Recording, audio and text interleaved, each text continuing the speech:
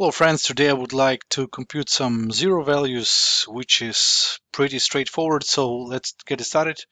We start with 2 plus x minus x squared equal to 0. So if you multiply times minus 1, you're going to get x squared minus x minus 2 equal to 0. So x1, 2 is equal to, I'm using the German so-called PQ formula, or you could use ABC formula. It's up to you. It's, well, let's do it the German way. A half plus minus square root out of a half squared plus 2, which is 0.5, plus minus square root out of 2.25, which is 0.5 plus minus 1.5. So x1 is minus 1, x2 is 2. That's it.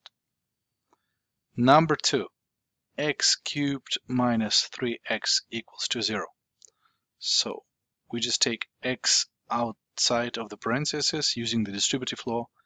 Backwards, we have x squared minus 3 equal to 0. x1 is 0, or x squared minus 3 is 0. X squared is 3. Square root x2 is minus square root of 3.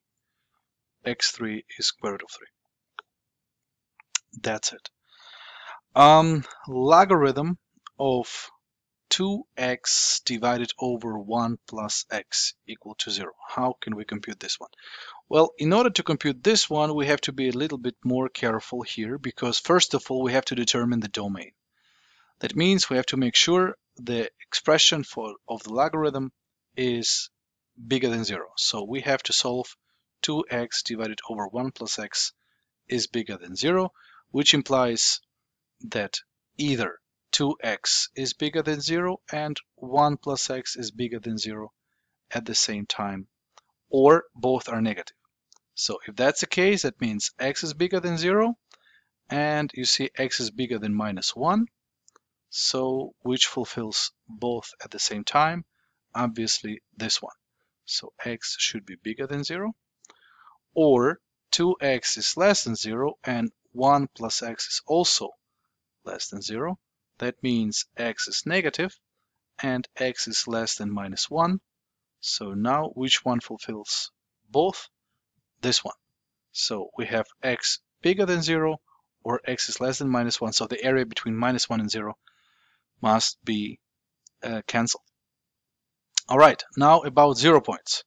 Well, we have a fraction, and the logarithm of, so basically e to the power of 0 is 1. And we want to have 0, so what that means that we are dealing with 2 divided by x, 2x divided by 1 plus x must be equal to 1, and we want to solve this one. So we multiply times 1 plus x, which means x isn't supposed to be minus 1, but we want to be less than minus 1 anyway, so we don't worry about the denominator. And that is equal to 1 plus x, right? Seems to be fine. Once again, the graph of logarithm is 0 at 1. That's why I have to have this one. And, well, we are subtracting x on both hand sides. We have 2x minus x, which is x, equal to 1. Is 1 allowed? Yes, it is. So it's fine if we want it to be bigger than 0 and less than minus 1. So 1 is perfectly fine. That would be the solution. And the last one for tonight is, let's have the so-called biquadratic equation, x to the power of 4 minus 5x squared plus 6 equal to 0. We have to substitute here, so we're defining z as x squared. That means z squared is x to the power of 4, so we're having z squared minus 5z plus 6 equals to 0. z1, 2 is 2.5 plus minus square root out of 2.5 minus 6 squared, sorry, minus 6. So it's 6.25, so we're having 2.5 plus minus 6.25 minus 6 is 0.25, square root out of 0.25 is 0.5. So z1 is equal to 2 and z2 is equal to 3. That's the story. All right, and now what we can do is we are coming back to x, so we have x squared equal to 2. Square root x1 is minus square root of 2. x2 is plus square root of 2. Or x squared is 3. x3 is minus square root out of 3. And x4 is just square root out of 3. So we got 4 0 points.